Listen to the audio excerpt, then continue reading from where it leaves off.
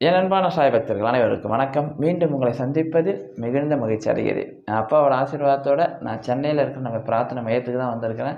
உண்மையிலே சார் இங்கே வந்து பார்க்கும்போது தான் தெரியும். ஏன்னா நான் போன வாரம் வர முடியல. அங்கே பூஜை நடத்தி அதுக்கப்புறம் மழை வெள்ளம், அதனால் என்னால் வர முடியல.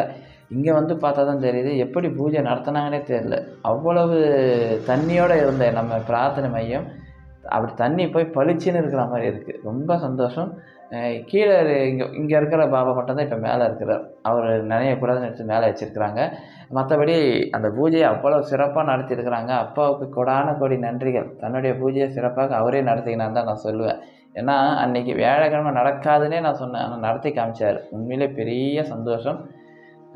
இதில் அப்பாவுக்கு மீண்டும் ஒரு முறை நன்றியை சொல்லிக்கிறேன். ஏன்னா அன்றைக்கி அவ்வளோ பேர் வந்தாங்களாம், அதுதான் ரொம்ப முக்கியம். அந்த வியாழக்கிழமை அவ்வளோ கூட்டம் இங்கே வந்தாங்களே, இந்த சின்ன இடத்துல அன்னதானமும் சரி எல்லாமே சிறப்பாக நடைபெற்று சாயனா அப்படின்னு சொல்லி அவ்வளோ ஒரு மகிழ்ச்சி. இங்கே இருக்கிற சாய் சகோதர சகோதரிகளுக்கு எனக்கு நன்றியை தெரிவிச்சுக்கிறேன். சாயராம்,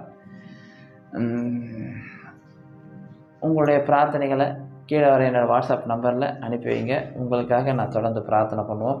சென்னையில் இருக்கிற நம்ம எம்எம்டிஏ காலனியில் இருக்கிற இந்த பிரார்த்தனை மையத்திலையும், கும்மிடிப்பூண்டியில் இருக்கிற நம்ம ஸ்ரீ துவாரகமாய் ஆலயத்திலும் 2 இடத்துலையும் அப்பா சிறப்பான பூஜை உங்களுக்காக பண்ணுவார். சாயராம், ஓம் சாயராம்.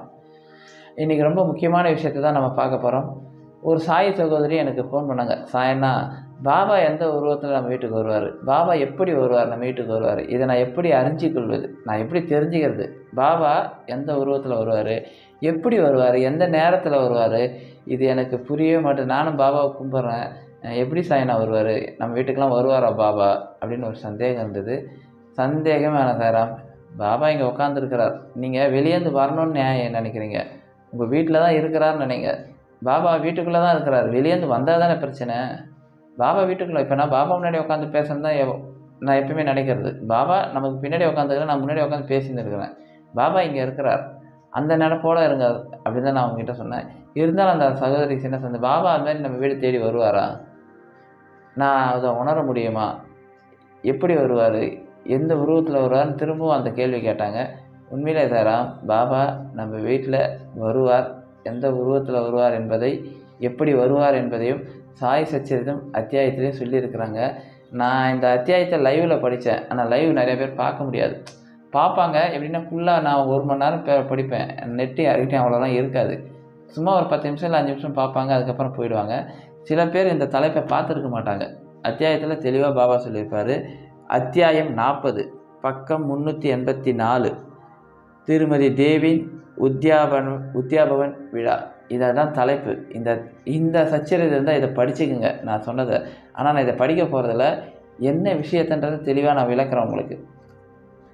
இதை மட்டும் படிங்க தவிர, பாபா எந்த உருவத்தில் வருவார், எப்படி வருவார் என்பதை நமக்கு தெளிவாக அந்த அத்தியாயத்தில் தெளிவாகவே சொல்லியிருப்பாங்க. அத்தியாயம் 40, பக்கம் 384, அதை படிங்க. உண்மையிலே உங்களுக்கு பாபா வர விஷயத்தை தெளிவாக சொல்லுவார். ஒரு தேவ் என்பவர், அவர் என்ன பண்ணுவார், அவங்க வீட்டில் ஒரு ஃபங்க்ஷன் ஒன்று வைப்பார். அந்த ஃபங்க்ஷனுக்கு சாப்பாடு போகிறது, ஒரு எல்லாரையும் கூப்பிட்டு வச்சு சாப்பாடு போகிறதுக்காக ஒரு ஃபங்க்ஷன் வைப்பார்.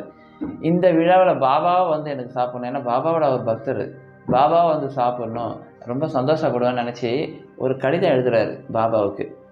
தேவ் வேறு ஊரில் இருக்கிறாரு, கிட்டத்தட்ட ஒரு 200 மைலுக்கு அப்பால் இருக்கிறாரு. இவர் வந்து சிரடியில் இருக்கிறார் பாபா.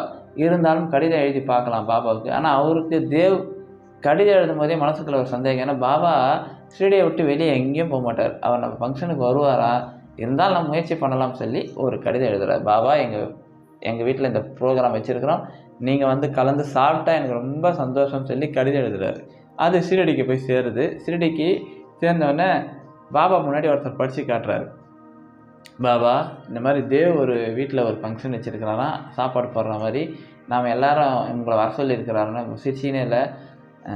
பாபா, கண்டிப்பாக நான் அந்த ஃபங்க்ஷனுக்கு வரேன், நான் மட்டும் இல்லைடா, நம்ம 3 பேரும் போகிறோன்னுவார். எதிர்க்க உட்காந்து 2 பேர் இருப்பாங்க, நம்ம 3 பேரும் தான் போகிறோம், கடிதம் எழுதி அனுப்புனார். உண்மையிலேயே இந்த கடிதம் தேவ் கையில் திருப்பி கிடச்சோன்னா அவருக்கு பெரிய ஆச்சரியமாக இருக்கும். பாபா பொதுவாக வெளியே வர மாட்டார், வரணும், ரொம்ப சந்தோஷமாயிடுவார். பாபா அந்த கடிதம் எழுதுறதுக்கு முன்னாடி ஒரே ஒரு வசனம் மட்டும் இருக்குன்னா அதை மட்டும் படிச்சுக்கிறேன் பாருங்களேன். பாபா தேவின் தூய்மையான உள்ளபூர்வமான அழைப்பினை கவனத்துடன் கருத்தில் கொண்டு கூறினார். என்னை நினைவில் கொண்டிருப்பவனை நான் எப்போதும் நினைத்து கொண்டிருக்கிறேன். எனக்கு எந்த விதமான வாகனமோ வண்டியோ ரயிலோ அல்லது விமானமோ தேவையில்லை. என்னை எவன் அன்புடன் கூப்பிடுகிறானோ அவனிடம் ஓடிச் சென்று நானே வெளிப்படையாக கலந்து கொள்கிறேன். நம்மில் 3 பேர், நான், நீ மற்றும் ஒருவன் அவ்விழாவில் கலந்து கொள்வதாக அவருக்கு ஒரு மகிழ்வான பதில் எழுது. இதுதான் சொல்லுவார். என்னை எவன் அன்போடு கூப்பிட்றானோ நானே நேராக வந்து கூப்பிட்டுப்பேன் அப்படின்னு கலந்துப்பேன்னு சொன்னோன்னே ரொம்ப சந்தோஷப்படுவார். தேவ் பார்த்தோன்னே பாபாவே வரேன்னு சொல்லிட்டார். அதுவும் இவ்வளோ தூரத்துக்கு ரொம்ப சந்தோஷம். அது அடுத்த மாதம் நடக்கும். தடல்புடலான ஏற்பாடுகள் நடக்கும். தேவ் வீட்டில் அந்த ப்ரோக்ராம் எப்போ நடக்குன்னா 2 மாதத்துக்கு அப்புறமா தான் நடக்கும். அதுக்கு முன்னாடியே பாபாவுக்கு லெட்டர்லாம் கேட்டு அதை ஓகே பண்ணிப்பார். இந்த சூழ்நிலை நடக்கும்போது தேவ் வீட்டுக்கு ஒருத்தர் வருவார். வங்காள தேசத்துலேருந்து ஒரு முனிவர் மாதிரி வருவார்னு வச்சிங்களேன். அவர் என்னென்னா பசுமாடுகளை பாதுகாக்கிற மடம் வச்சுருப்பார். பசுமாட்டுக்காக ஒரு பெரிய மடம் வச்சுருப்பார். அதுக்கு தேவையான நிதியெலாம் கலெக்ஷன் பண்ண வருவார். இவர் தேவ் கொஞ்சம் பெரிய பணக்காரர். நேராக தேவ் வீட்டுக்கு இந்த வங்காள தேசம் முனிவர் போவார். போயிட்டு இதுமாதிரி நான் பசுமாடுக்காக பணம் வசூல் பண்ணின்னுக்கிறேன், பசுக்களை பாதுகாக்கிறதுக்காக உங்களால் முடிஞ்சால் வசூல் பண்ணி கொடுங்க, இங்கே இருக்கிறவங்ககிட்டே சுற்றி வசூல் பண்ணி கொடுங்கன்னு சொன்னோன்னே தேவ் என்ன பண்ணுவார், அவர் ஒரு புண்ணிய காரியத்துக்காக சில பணம் வசூல் பண்ணியிருப்பார். அப்போ அந்த முனிவர்கிட்ட சொல்லுவார், நீங்கள் இப்போ தப்பாக வந்துட்டீங்க, இப்போ நான் வசூல் பண்ண முடியாது, நான் ஏற்கனவே ஒரு விஷயத்துக்காக தான் இப்போ வசூல் பண்ணேன், முடிஞ்சால் அப்புறம் வாங்க நான் உங்களுக்கு வசூல் பண்ணி தரேன்னு சொல்லுவார். அவரும் ரொம்ப நன்றின்னு சொல்லிவிட்டு அந்த வங்காளதேச முனிவர் போயிடுவார். அதோடு அந்த ப்ரோக்ராம் முடிஞ்சிடும். அந்த நிகழ்ச்சி முடிஞ்சிடுது. கரெக்டாக ஃபங்க்ஷன் நடக்க போகுது தேவ் வீட்டில். அன்றைக்கி ஃபங்க்ஷன் நடப்போகுது. ஒரு மாதம் கழிச்சு திருப்பி ஃபங்க்ஷன் நடக்க போகுது.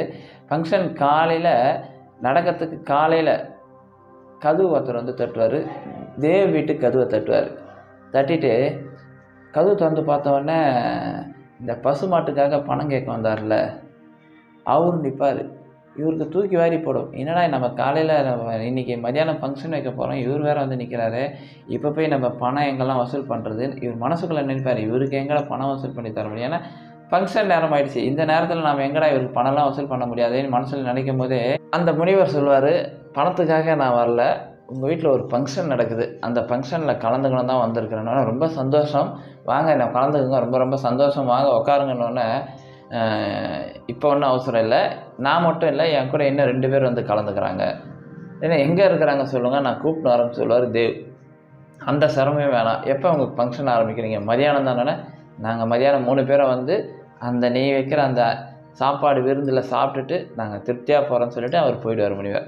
அந்த ஃபங்க்ஷன்லாம் முடிஞ்சிடும். உண்மையிலேயே ரொம்ப சந்தோஷமாக விழா முடிஞ்சிடும். எல்லாம் சாப்பிட்டு போயிடுவாங்க. தேவுக்கு ஒரு கவலை இருக்கும். பாபா எப்பயுமே தான் சொல்ல மீற மாட்டார். ஆனால் பாபா இந்த ஃபங்க்ஷனில் கலந்துக்கலைன்னு சொல்லி ஒரு கடிதத்தை சீரடிக்கு எழுதுவார். பாபா, நீங்கள் சொன்ன பேச்சை மீறிட்டீங்க, என் ஃபங்க்ஷனுக்கு வரேன்னீங்க, ஆனால் இப்போ வரல, ஏன் வரலன்னு எனக்கு தெரியல, ஆனால் நீங்கள் சொன்ன பேச்சை மீறிட்டீங்கன்னு சொல்லி ஒரு கடிதம் எழுதுவார். இந்த கடிதம் நேராக ஷிரடிக்கு போவோம். ஷிரடிக்கு போனோடனே அதை எடுத்து படிக்கிறதுக்காக பிரிப்பார். ஆனால் பாபா படிக்கிறதுக்கு முன்னாடி ஒரு விஷயத்த சொல்லுவார் பாருங்க, அதுதாங்க உண்மையிலே பெரிய ஹைலைட்டு. ஏன்னா பாபாவின் வாக்குறுதிகளை மீறலை குறித்து வருந்தி பாபு சாஹிப் ஜோக் ஒரு கடிதம் எழுதினார். ஜோக் பாபாவின் அக்கடிதத்துடன் சென்று அதை திறக்க முன்னரே பாபா, நான் வாக்குறுதி அளித்து விட்டு ஏமாற்றி விட்டதாக அவன் கூறுகிறான். விருந்துக்கு நான் மற்ற இருவருடன் செல்லவில்லையா? செல்லவே செய்தேன். ஆனால் அவன் என்னை புரிந்து கொள்ளவில்லை. பின்னர் எதற்காக என்னை அழைக்க வேண்டும்? சந்நியாசி நிதி கேட்க அவனிடம் வந்திருப்பதாக அவன் எண்ணினான். அது பற்றி அவன் ஐயத்தை நான் நீக்கவில்லையா? மற்ற இருவருடன் வருவதாக நான் கூறவில்லையா? மூவரும் உரிய நேரத்தில் உணவு உட்கொள்ளவில்லையா? பார், எனது மொழிகளை காப்பதற்காக எனது உயிரையே தியாகம் செய்வேன். எனது மொழிகளுக்கு மாறுபட்டு நான் இருக்கவே மாட்டேன் என்றார். பாபா அந்த கடிதத்தை பிரிக்கவே மாட்டார். பிடிச்சி படிக்க சொல்கிறதுக்கு முன்னாடி அவன் நான் வரல நினச்சின்னு இருக்கிறான். நான் வரலையா?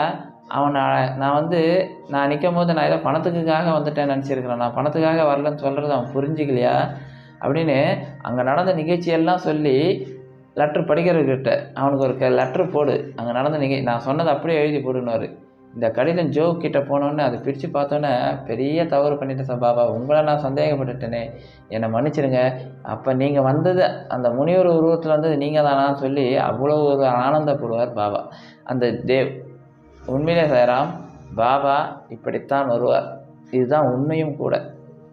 நாம் ஒரு உருவத்தில் எதிர்பார்த்து கொண்டு இருப்போம். பாபா இப்படி வருவார், பாபா இதுமாதிரி தலைப்பா கட்டி கையில் சட்களாக வச்சுன்னு வந்து நம்ம வீட்டுக்கு சாப்பிட வருவார்னு நினைக்கிறீங்களா? பெரிய தப்பு. பாபா எந்த ரூபத்தில் வருவார்னு நமக்கு தெரியாது, ஆனால் வருவார்.